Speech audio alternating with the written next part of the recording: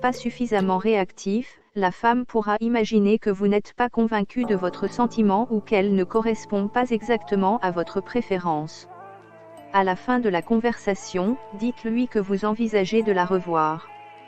Nombreux hommes font l'erreur de demander s'ils peuvent revoir la femme, est-ce qu'on peut se revoir un jour? Ou, accepterais-tu de me revoir? Il n'est pas question de demander une autorisation, mais de prévoir un prochain rendez-vous.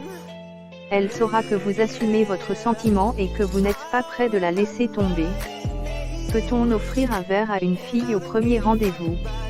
Le premier rendez-vous est une étape très importante, car la femme va valider si vous êtes l'homme qu'il lui faut.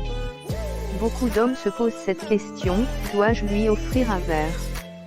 Pour moi, personnellement, je crois qu'il n'y a pas de mal à offrir un verre lors du premier rendez-vous. Cependant, comme vous savez, les femmes sont imprévisibles. On ne sait jamais comment est-ce qu'elles vont réagir. Certaines femmes trouveront cela galant. Pour d'autres, ce sera un manque de tact. Si j'ai un conseil à vous donner, il vaut mieux attendre pour le deuxième ou troisième rendez-vous pour ne pas anéantir votre chance. Les femmes peuvent mal interpréter votre geste.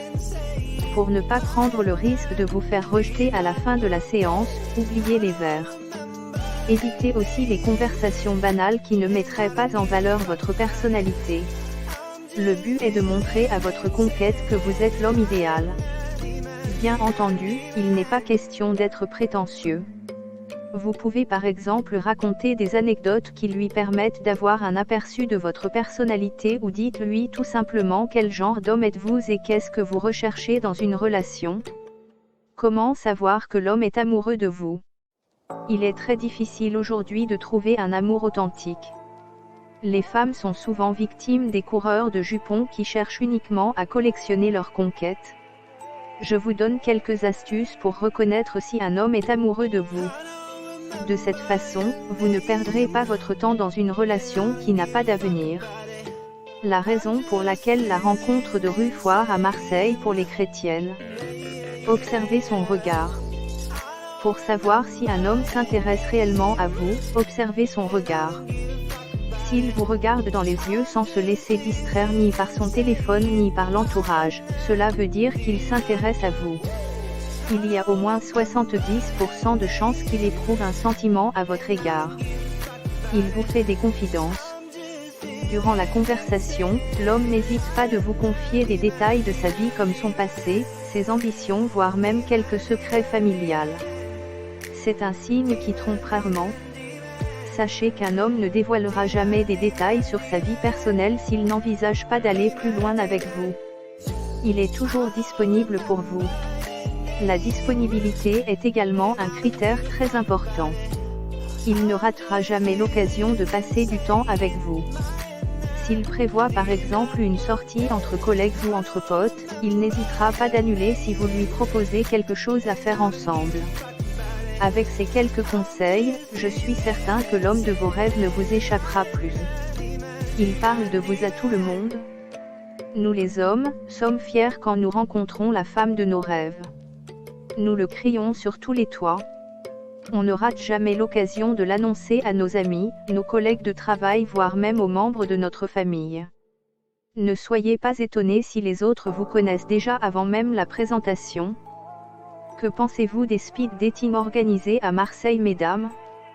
Trouvez la femme idéale à Marseille, cap sur le speed dating. Rencontrer une femme aujourd'hui à Marseille peut se faire via plusieurs moyens. Ainsi, cela peut arriver via des échanges sur les réseaux sociaux ou grâce aux sites de rencontres. wp-call-buton btn-texte égale appel 06 95 08 85 04 si vous vivez à Marseille et êtes chrétienne btn-color égale 10 26904 phone égale no. Mais, afin d'avoir plusieurs possibilités de personnes à rencontrer et d'en choisir la meilleure, le speed dating est la meilleure issue. Découvrez dans cet article ce que c'est et en quoi il est avantageux pour un homme de l'employer pour rencontrer une femme. Le speed dating, qu'est-ce que c'est? Avant même de s'intéresser à comment les choses se passent grâce à cette méthode qui se fait de plus en plus efficace, il convient de se pencher sur ce que c'est. En fait, le speed dating, c'est une stratégie qui permet une rencontre entre deux personnes célibataires recherchant l'une comme l'autre un partenaire. Ainsi, cela se passe via une succession de courts entretiens dans le but que chacune des personnes trouve le partenaire idéal. Cette méthode, créée par Yaakov Eo, a vu le jour aux États-Unis, par l'entremise d'une communauté juive afin d'y favoriser les mariages. Petit à petit, le concept a connu une mondialisation, et est présent presque dans tous les pays du monde entier. Si le phénomène est devenu mondial, il importe de savoir comment il se pratique aussi bien aux États-Unis que dans tous les autres pays. Que pensez-vous des speed dating organisés à Marseille, mesdames ? Speed dating, comment ça se passe ? Le speed dating est aujourd'hui un événement qui a pour vocation de rassembler plusieurs célibataires à un même endroit. Dans la ville de Marseille par exemple, il peut s'agir d'un regroupement de plusieurs célibataires dans un club de la ville pour des rencontres rapides. L'une ou l'autre de ces rencontres peut aboutir ou non à une relation sentimentale ou matrimoniale.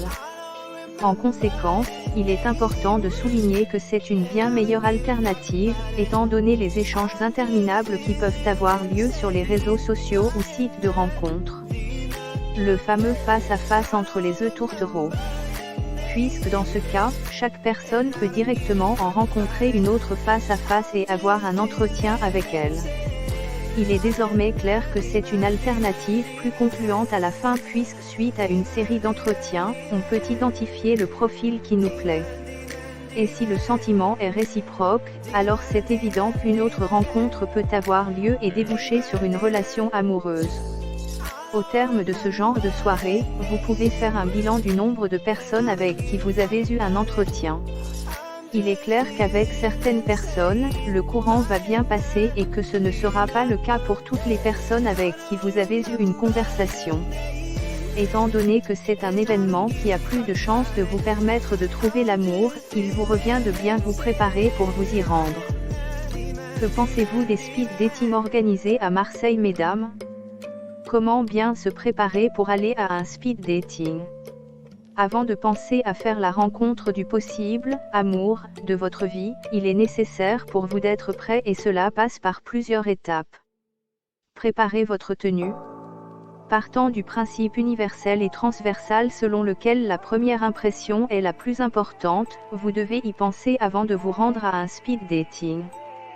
Comme il est préconisé de bien vous habiller et être dans une tenue correcte pour un rendez-vous, il en est de même pour un événement de ce type.